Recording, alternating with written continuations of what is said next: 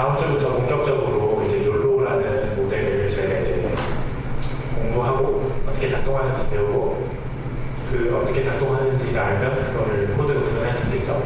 그래서 그 모델을 코드로 구현하고 트레이닝까지 시킬 거예요. 다음 주부터 본격적으로. 근데 이제 그런 걸 하기에 앞서서 이제 조금 필요한 그 배경 지식을 오늘은 설명하도록 하겠습니다. 그래서 일단 그 머신러닝 혹은 이제 AI라는 학계 분야에서는 여러 가지 이제 필드 분야들이 있겠죠.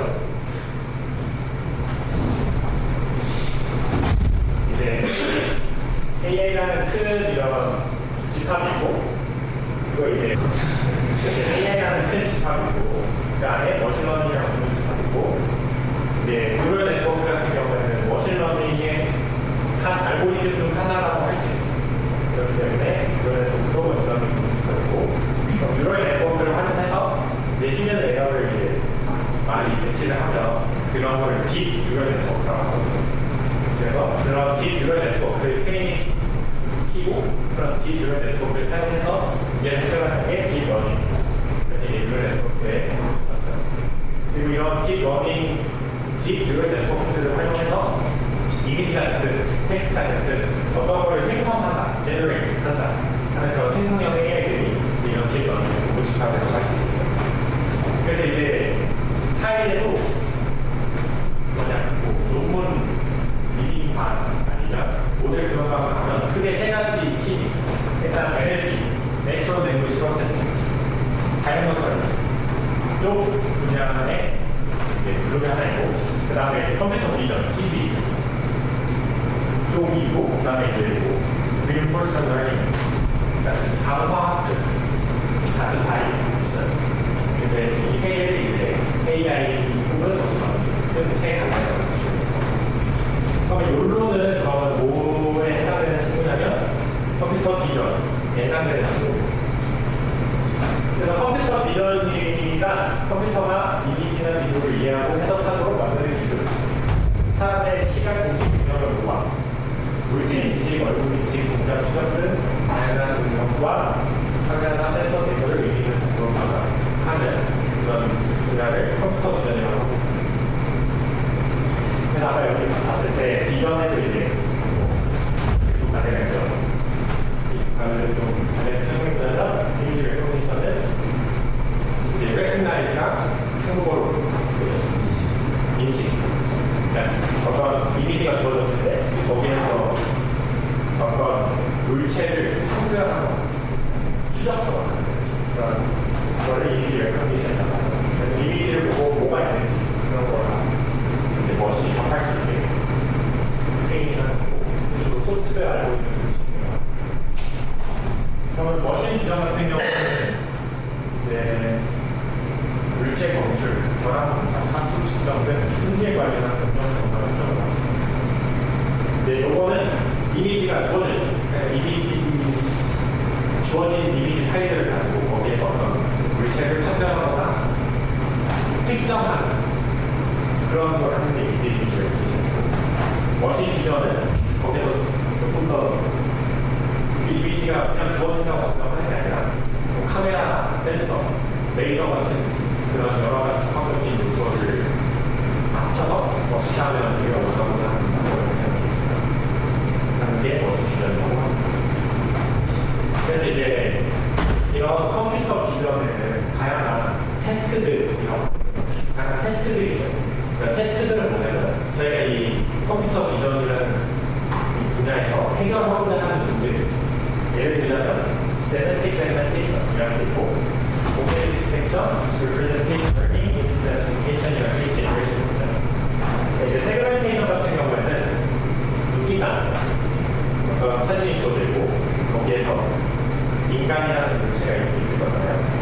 그럼 그거의 세그멘트, 그거를 세그멘테이션 뭐 그런 테스트가 있다고 한번 보시면 되고, 오브젝트 디텍션은 사진에 있는 오브젝트를 디텍트하는 것을 발견해요. 사진에 뭐 인간이 고양이가 있으면 그거를 이제 디텍트하는 그런 테스트고, 리프레젠테이션 러닝은 모두 잘 모르겠어요. 이미지 클래시피케이션은 말 그대로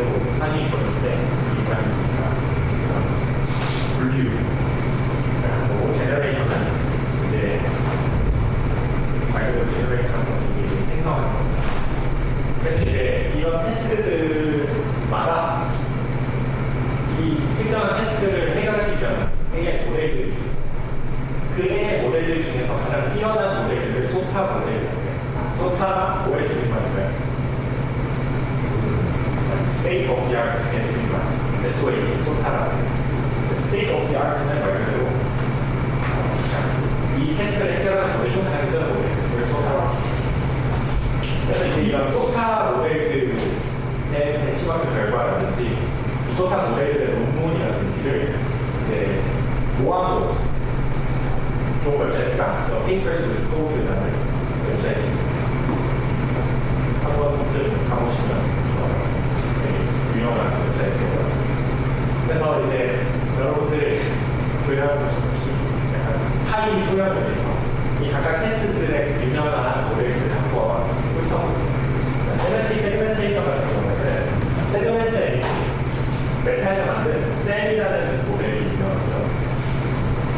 저 이미지 제너레이션 같은 경우에는 디퓨전 모델이 들어가서 이제 그런 모델이 있어요.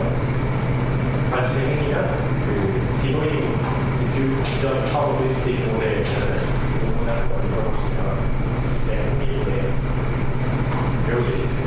아니면 저희 블로그 내에 드는 부분을 자유하시는 글을 한번 참고하시면 이미지 클래시피케이션 같은 경우에는 코카라는 모델이 있다고요. 아니면 알렉스네스는 조금 10년 전에 했다고. 아니면 뭐 레피션넷이나 웨스넷 같은 모델들이 있어요. 이건 이따가 궁금한 거 찾아보세요. 그래서 저희는 뭐냐면 오브젝트 디텍션이라는 테스트를 수행할 건데 이 테스트에서 소타 모델 중 하나가 바로 제가 구현할 롤루라는 모델입니다. 그래서 이제 용어를 조금 더 보자면 클래시피케이션은 어떤 식물 오브젝트가 있을 때 이 오브젝트의 클래스를 분류하는 문제예요. 여기서 말하는 클래스는 그 저희가 수요일에 배웠던 그 빅체이즈의 그 클래스가 아니라 이 물체가 해당되는 카테고리. 그러니까 이건 고양이라는 클래스가 있는 거예요. 고기잖아요. 고기라는 클래스가 있는 거예요. 그래서 해당되는 클래스에 맞게 분류를 하는 게 클래시피케이션 테스트예요. 그 다음에 이제 클래시피케이션 플러스 로컬라이제이션. 로컬라이제이션 같은 경우에는 단순히 이게 고양이다로 끝나는 게 아니라 이 고양이가 어디에 있는지 이 박스를 생성하는 거. 그거를 이제 로컬라이제이션. 그 다음에 디텍션 같은 경우에는 이제 이런 다양한 오브젝트들에 대해 각각의 오브젝트를 이제 클래시피케이션하고 그 오브젝트에 맞는 여러 개의 박스를 바운딩 박스라고 합니다. 바운딩 박스를 생성하는 게 오브젝트 디텍션이고 이제 인스턴스 세그멘테이션 같은 경우에는 좀 더 항상 박스가 아니라 세그멘트를 까는 거는 세그멘테이션이라고 합니다. 그리고 이제 그러면 이 모델들이 여러 가지 모델들이 있다고 했잖아요. 이 태스크를 해결하기 위한 여러 가지 모델들이 있겠죠. 그럼 그 모델들이 얼마나 잘했는지 그리고 저희가 어떻게 판별할 수 있을까요? 이 모델들의 얼마나 정답을 잘 맞췄는지는 에밸리에이션 매트릭스들을 통해 알 수 있습니다. 에밸리에이션이 한국어로 에밸리에이션, 이밸리에이션 뭐죠? 한국어로 평가? 맞죠? 평가 몰라? 평가 모델들이 얼마나 잘 정답을 맞추고 있는지 평가하는 시도들이 4개가 있어요. 중요한 거니까 이거는 모르면 안 돼요. 무조건 알아야 돼요. 일단 첫 번째, precision. 이제 TP가 뭐에 약할까요?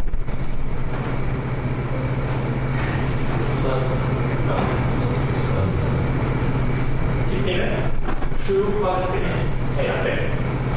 true positive이 무슨 뜻인가요?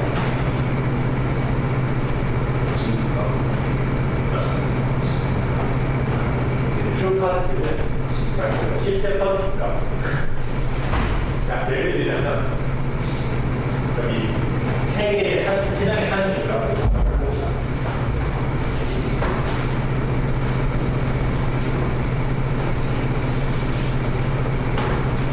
여기에 A라는 사진이 있고 B라는 사진이 있고 C라는 사진이 있습니다.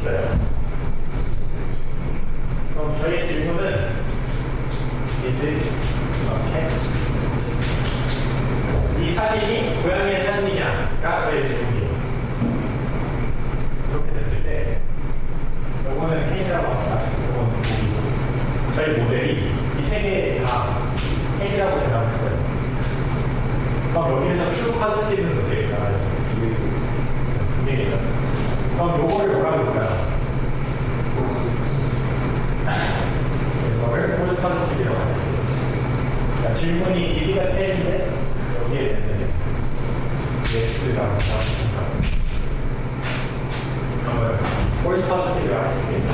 그래서 프레시전은 실제 포지티브 값들과 모델이 도출한 모델이 도출한 포지티브 값들 중에서 트루 포지티브랑 폴스 포지티브를 더하는 거의 비율을 나타내요.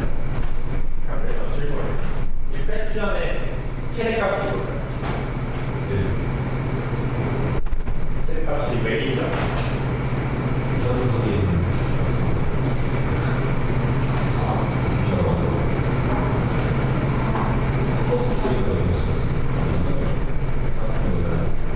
모델이 가장 짧은 FP가 여기에서 그러면 이게 되고 그다음에 모델이 좀 안 좋아서 FP를 좀 많이 생성해야 된다. 그걸 방송보다 잘하죠. 그 다음에 리콜 센시티비라고 하는데 센시티비티라고 하는데 그러니까 모든 포지티브들 중에서 얼마나 작게되죠. 저기 아래 보면 트루 포지티브에 포스 네거티브를 더해주죠. 포스 네거티브는 뭘까요? 맞는데 아니라고 하거든요. 놓친 거.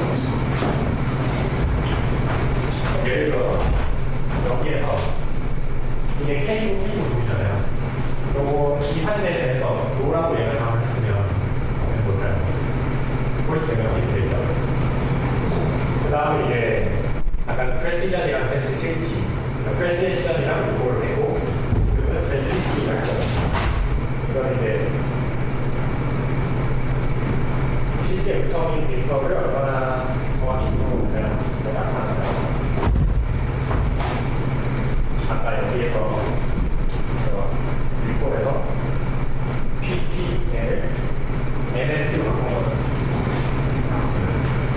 이해됐죠? 리콜에서 TPPN을 TNTN을 바꿔서 나타납니다. 그래서 아까는 이제 포지티브를 얼마나 얘가 잘 잡아내냐를 따졌다면 이 친구는 네거티브 얼마나 다르면서 그 다음에 이제 폴스코라고 프레시전과 리콜을 내 저항률로 저항률로의 균형을 평가합니다 라고 되어 있는데 저거는 2PR over P plus R 그냥 저런 평가식으로 할까. 자 그러면 이 친구는 높은 게 좋은 걸까요? 낮은 게 좋은 걸까요?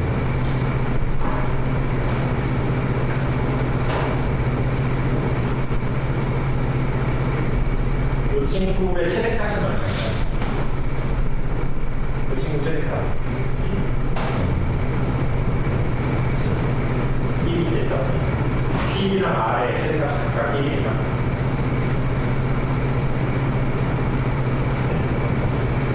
그럼 얘는 높은 게 좋은 거예요? 낮은 게 좋은 거예요? 그래서 이제 그 아까 배운 프레시전이라는 리커에 그래서 X축을 리커로 두고 Y축을 프레시전으로 두은 커브를 PR 커브라고 해요. 이제 리콜이 증가하면서 프레시전은 어떻게 변화하는가. 자, 리콜이 여기 TP가 있고 여기 TP 플러스 올라죠. 리콜이 여기 보스 에너지가 있었죠. 근데 프레시전은 뭐가 있었어요? TP가 있고 여기 TP 플러스 폴스 포지티브가 있었죠. 그러니까 이 예를 들어 만약 모든 거를 포지티브 하다고 하면 폴스 네거티브의 값은 뭐가 있어요?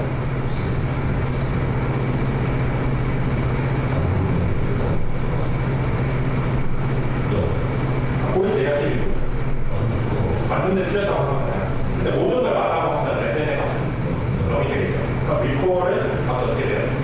1이 되죠. 근데 프레시전의 값은 어떻게 돼요? 그러니까 모든 것을 맞다고 하면 폴스 포지티브의 값이 증가하겠죠. 아닌데 맞다고 하는 게 일어나는 거니까요. 그러면 프레시전은 아래로 인크리스 하겠죠. 그러면 말짱 도는 거잖아요.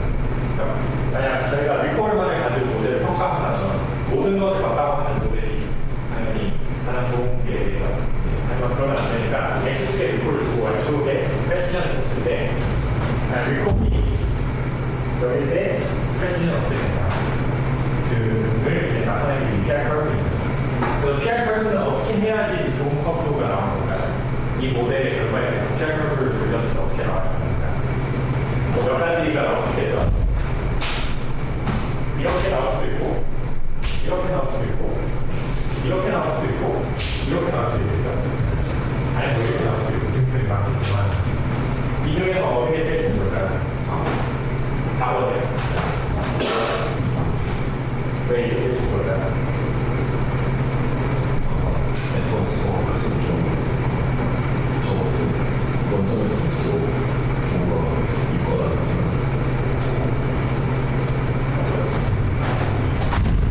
저는 어떻게 이해했냐면 리콜에 상관없이 프레시전은 항상 1에 가까운 값을 유지하고 리콜도 프레시전에 상관없이 항상 1에 가까운 값을 유지하니까 커브가 저렇게 나와야 저렇게 이해해요. 어쨌든 탈커브는 저렇게 나오면 좋고 왜 좋은지 아시겠죠? 그다음에 이제 본격적으로 이 오브젝트 디텍션이라는 태스크를 수행해왔던 모델들을 좀 볼 거예요. 이제 2009년 몇 년 전이요? 16년 전에 소프트웨어였던 모델을 DPM하고 디폴트 파트 모델이라고 합니다. 얘는 이제 슬라이딩 윈도우 어프로치라는 걸 썼어요. 이게 뭔지는 나중에 아시는 건데 이제 CNN 베이스의 모델들이 나오기 이전에는 이 DPM 모델이 오브젝트 디텍션의 소프트웨어였어요. CNN이 막 세간의 주목을 받고 이게 막 CV에서 이게 약간 학계에서 이 정도 역사가 처럼 된 거는 2012년에 알렉스 넷이라는 게 나오면서부터 이 CNN의 적용을 이 CNN이 못하는 CNN의 성능이 그런데 저런데 쓰게 되는 마치 이제 최근에 구글에서 어텐션 이슈 올림픽 그 논문을 발표하면서 트랜스포머가 사용했다고 이제 모든 모델을 트랜스포머를 사용해서 모든 태스크를 솔브하려고 하는 지금처럼 CNN이 2012년에 나왔을 때 그런 생각했어요. 그 전까지는 CNN 베이스 모델이 아니라 이 디폴트 파트 모델이라는 게 쓰였어요. 이게 뭔지는 잘 정리해놓은 어떤 블로그가 있더라고요. 그걸 보면서 한번 알아보도록 할게요. 공장 찾아보자면 슬라이딩 윈도우 말고도 그다음 윈도우 여기 슬라이딩하는 그리고 그 슬라이딩하는 윈도우 안에 있는 이 조그마한 사진 여기 안에 있는 사진에 대해서 이렇게 그리드로 나눠 픽셀을 블록 단위로 나눠줍니다. 그 다음에 이 블록셀에 대해서 SRFT나 호그라는 어떤 피처 값을 뽑아야 됩니다. 자, 일단 좀 한쪽 뒤로 한쪽 뒤로 나가면 자, 슬라이딩 윈도우에 그 윈도우 안에 있는 블록으로 나누고 그 블록들에 대해서 뭘 보면 호그 피처가 뭔지는 몰라도 되는데 컴퓨터 지점에서 어떤 이미지를 블록으로 나누고 그 블록에서 어떤 의미 있는 정보를 추출한다, 의미 있는 정보를 나타내는 값들을 추출하는 것을 피처를 뽑아낸다고. 그래서 이렇게 보시면 이렇게 이게 하나의 윈도우인 거잖아요. 슬라이딩이라는 거 하나인 건데 그 윈도우를 이렇게 블록으로 나누고 그 블록을 이제 이 값은 플로트로 나타냈습니다. RGB 값으로 모든 픽셀을 나타냈습니다. 그럼 그것은 이제 숫자로 표현했습니다. 그렇게 표현된 애들을 곱하든 더하든 나누든 뭘 하든 이렇게 정도 해서 어떤 값들을 뽑아내고 그걸 이렇게 딱 나타내요. 벡터라이제이션이 없어있는데 벡터라는 것을 나타내면 저 벡터가 피처 벡터라고 하는 저 벡터가 뭔지 아십니까? 그래서 이 윈도우즈를 블록을 나누고 각 블록들의 값들을 어떤 함수를 통과시켜서 뽑은 피처 값을 뽑아낸다 까지는 이해가 하신 거죠. 아시겠죠? 그리고 그러면 각각의 이렇게 슬라이딩 윈도우 윈도우에서 피처 값을 뽑아내면 그 피처 값에 대해서 클래시피케이션을 하거든요.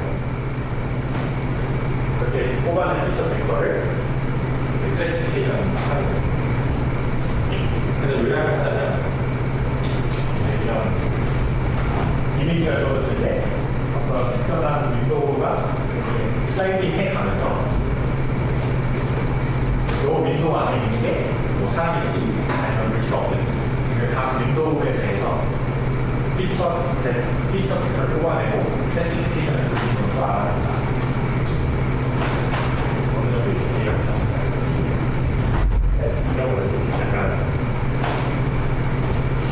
이 사진 안에 뭐가 있는지 알고 싶으니까 이 박스를 이렇게 대고 왜 박스가 나가는 여기에 사람이라고 판단이 되면 거기에 박스를 그대로 놓으시고 하면 오브젝트 디텍트 해주고 여기 윈도우가 이렇게 가다가 여기 딱 봤는데 여기에 사람이 있네 라고 하면 거기에 박스를 넣어줍니다.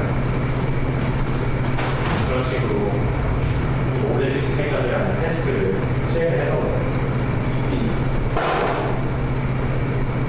이 정도만 개념적으로 이해가 근데 여러분들이 뭐 부트캠프 신청하실 때 질문들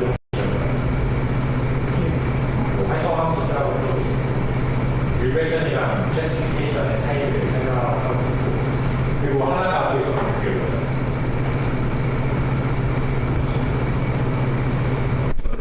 CNN이 뭔지 설명합니다. 여기서 CNN이 뭐 하는 모델, 어떻게 작동하는지 설명할 수 있습니다.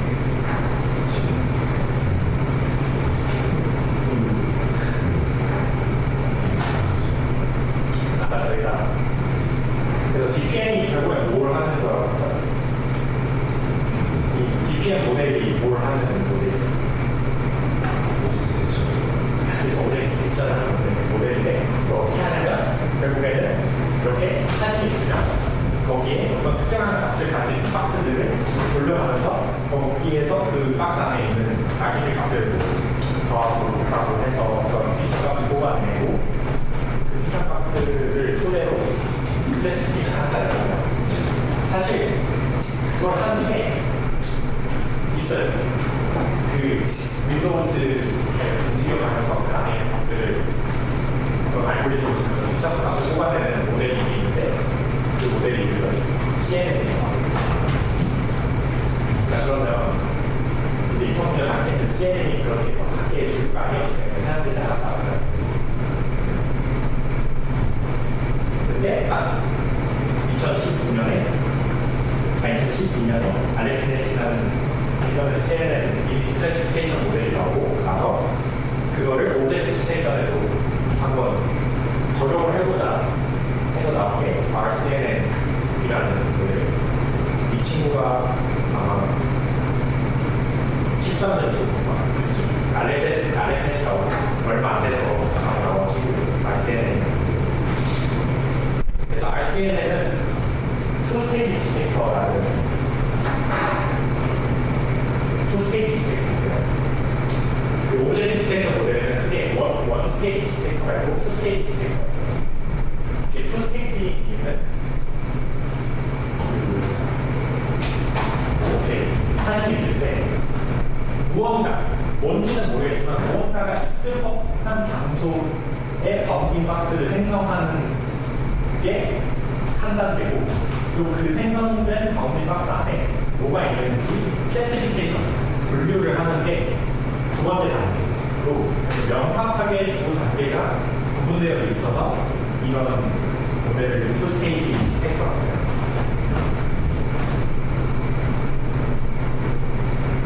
그래서 이제 첫 번째 스테이지는 이제 리저널 프로포저이라는 건데 프로포저가 한국어로 제안. 리저널은 영역을 제한한다. 무슨 영역을 제한한다? 뭔지 모르겠지만 어떤 오브젝트가 있을 법한 영역을 제한한다.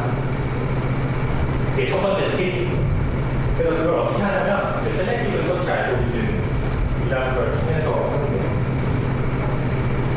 그거는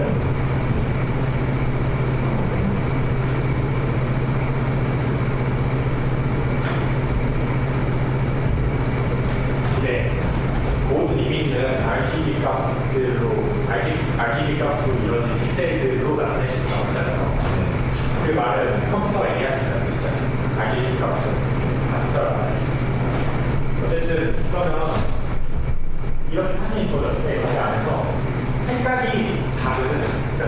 명확하게 갈리는 영역들을 이렇게 영역들을 나누는 거예요. 그러면 이런 식으로 막 나뉘겠죠.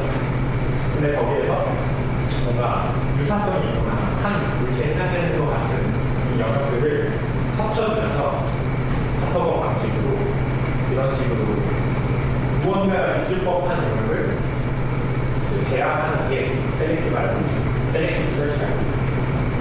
이해가 되시죠? 그러니까 이 사진은 이렇게 배경이 있고 집이 있었던 사진인 거죠. 근데 보면 집이 파란색 하늘 있고 빨간색 무언가가 있고 갈색 집이 있어나가요. 그런 식으로 야기값들을 하면서 무언가가 있을 법한 영역을 제압하는 게 의전 보고서 관계이고 거기에 사용된 알고리즘이 셀렉티브 서치다. 질문인가요? 저 색깔 차기 그때 그냥 드라이어는 저기 다 해서 다 매듭을 필요한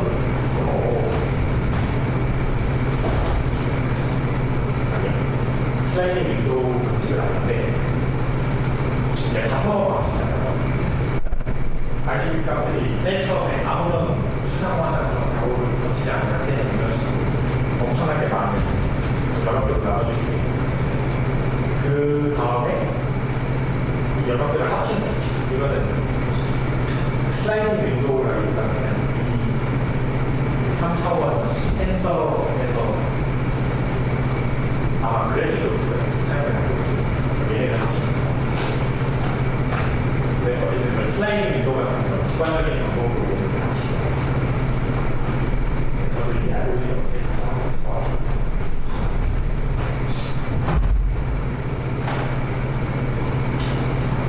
또 질문 있나요?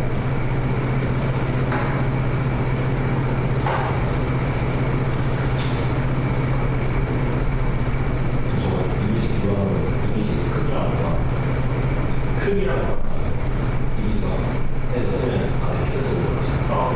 그거랑 무관하게 슬라이딩을 하면 픽셀이 많은 비교를 하는 우리가 오래 걸릴 수 있을 것 같은데 그럼 저 방식으로 하는 차이가 뭐가 뭔지는 크기가 좀 성능이 내가 슬라이딩 윈도우가 아니라 뭐가 지금 뭐가 궁금한지 사실 맞아요. 셀렉티브 서치 자체가 이 RCNN이라는 모델 자체가 디퍼보고 파트너 DPM 모델의 슬라이딩 윈도우 방식이 굉장히 비효율적이기 때문에 생긴 거예요.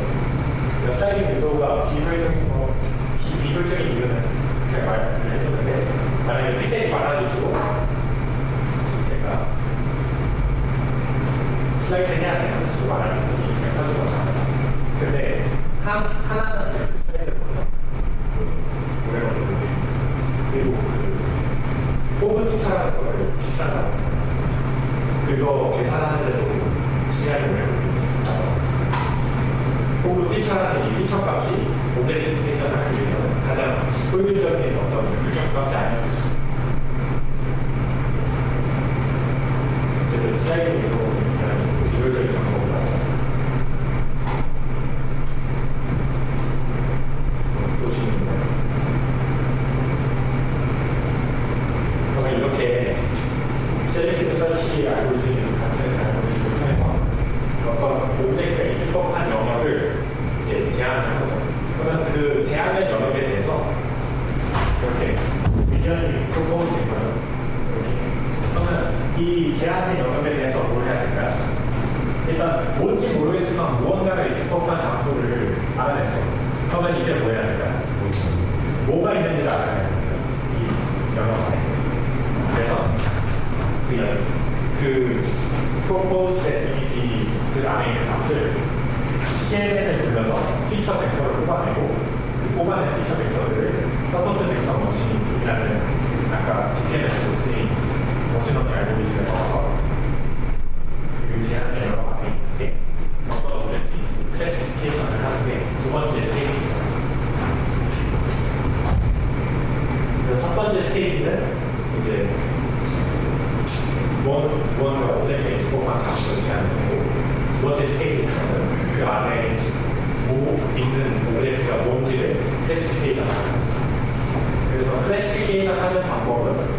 개념적으로는 두 가지 단계가 그 영역 안에 있는 거를 CNN에 넣어서 피처 벡터를 뽑아내고 뽑아낸 피처 벡터를 서포트 머신에 넣어서 클래스를 진행해요.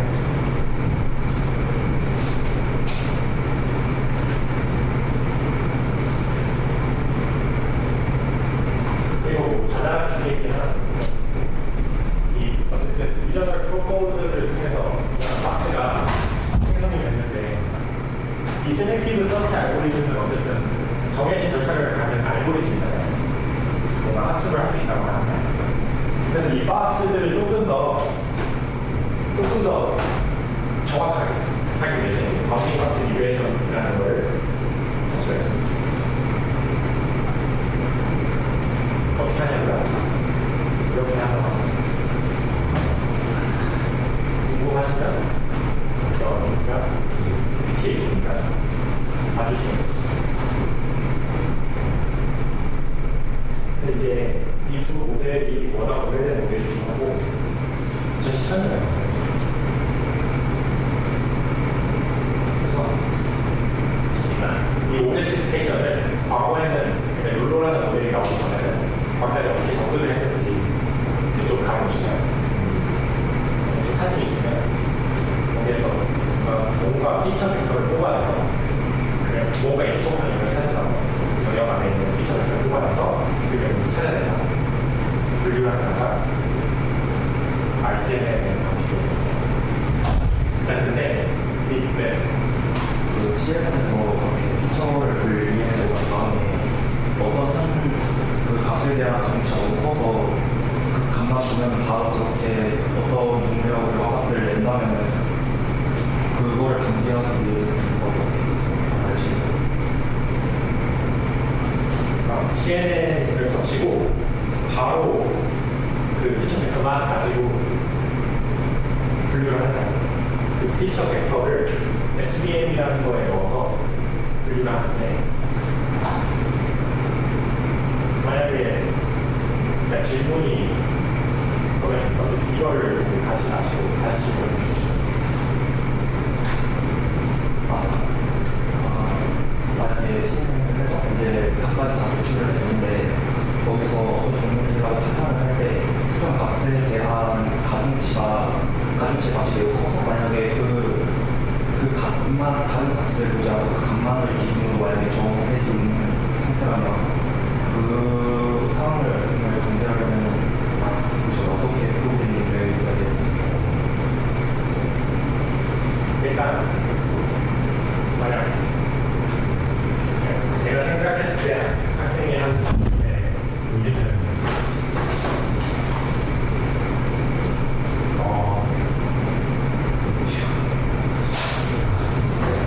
학생의 질문을 좀 풀어 설명하자면 이제 CNN이라는 건 결국에 이미지에 컨버루션이라는 절차를 가는 알고리즘인데 그게 어떻게 되냐면 이제 행렬을 보여줬는데 이제 CNN 레이어의 인풋에 따라서 이 웨이트 행렬이 결정됩니다. 웨이트 행렬이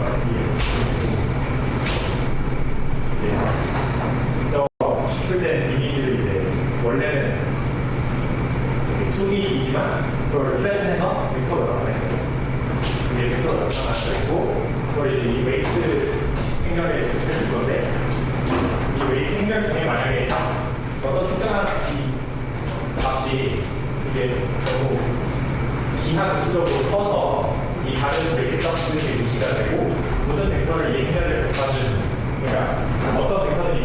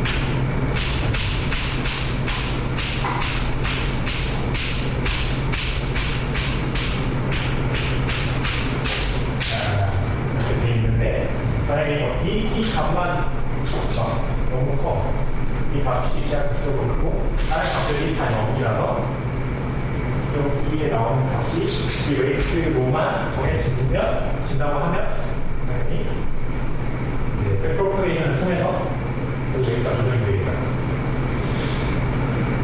그거는 CNN도 똑같아요. CNN도 뉴럴 네트워크이기 때문에 이 컨볼루션 그 행렬에서 로스를 가장 많이 추출해야 되는 웨이트가 조절이 됩니다.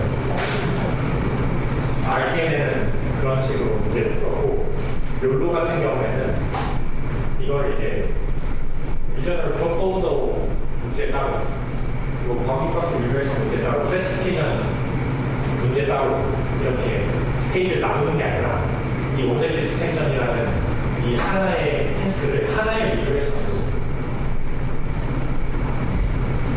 치환하여 해결한다. 그러니까 요소의 적용 방식이에요. 그래서 이제 맨 밑단에서 생각을 해보자면 욜로가 하는 일은 결국 뭐죠?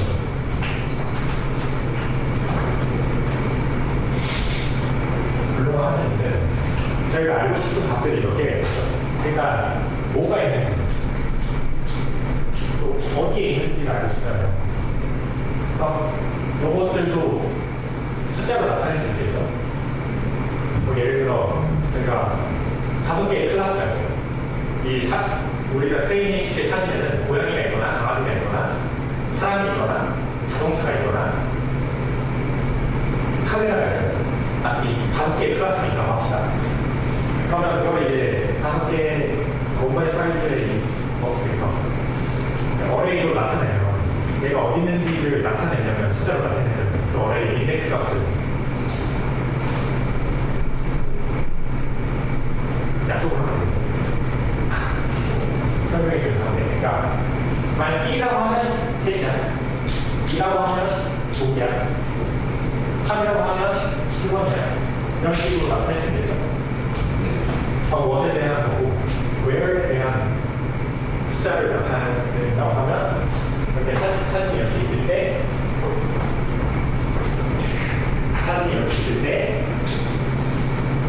여기에 있는 위치의 중심값을 요 오브젝트의 중심값이 있을 겁니다. 지량 중심값. 이 오브젝트의 중심값을 요 x과 y의 비율로 나타낼 수 있는 거죠.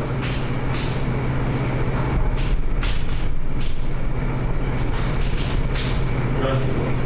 그러니까 이해되죠? 비율로 나타내요. 왜 굳이 비율로 나타내냐면 이 사이즈가 변화해도 통일되게 되고 있습니다. 그러니까 레이블링을 다시 안 해도 되게 되는 건데 그런 거죠. 그래서 저희는 그러면 이 값이랑 예시원이니까 노값만 나오면 되잖아요. 그렇죠? 그러면 이런 이미지가 들어왔을 때 3이라는 값과 0.3이라는 값을 노출해내는 어떤 객전은 AI 모델을 만들면 되겠죠. 뭔가 너무 당연하잖아요. 그냥 이런 이미지가 들어왔을 때 3이라는 값이나 0.3과 0.2라는 값을 노출해내는 객전은 AI 모델이 있으면 모든 이미지 모델 디텍션이 가능하겠죠. 굳이 여기서 윈도우를 공격하면서 윈도우 안에 무슨 값을 그래서 스코어를 나타낸다고 할 필요도 없고, 아니면 셀렉티브 서치 알고리즘을 먼저 도개 나오는 걸 SVM 할 필요도 없이 사실 저는 그냥 이런 이미지가 들어오면 이런 값이 나오는 AI 모델이 필요한 거잖아요. 그래서 이거를 통틀어서 원 스테이지 디텍션 욜로는 오브젝트 디텍션 하나에 리그레이션 문제로 스케일을 한다. 그러니까 이런 의미에서 나오는 거예요. 그냥 그런 이미지가 나왔을 때 이런 값을 도출하는 객전을 AI 모델을 만들면 되는 거 아니야? 그냥 이미지에 대해서 이 출력 값들을 리그레이션 하면 되지. 굳이 왜 스테이지를 리그레이션이나 클래시피케이션을 나누지 할 수 있잖아요. 그래서 욜로가 이제 이 오브젝트 디텍션을 하나의 리그레이션 문제로서 치환해서 해결하고, 이 욜로 모델에 딱 한 번만 들어가면 되기 때문에 원 스테이지 디텍터이기 때문에 이 only do once 먼저 딱 한 번만 이미지를 딱 한 번만 모델에 넣어서 욜로라는 모델이 탄생을 한 거예요. 자, 그러면 예전 모델이 어떻게 가능했을까요? 는 감초를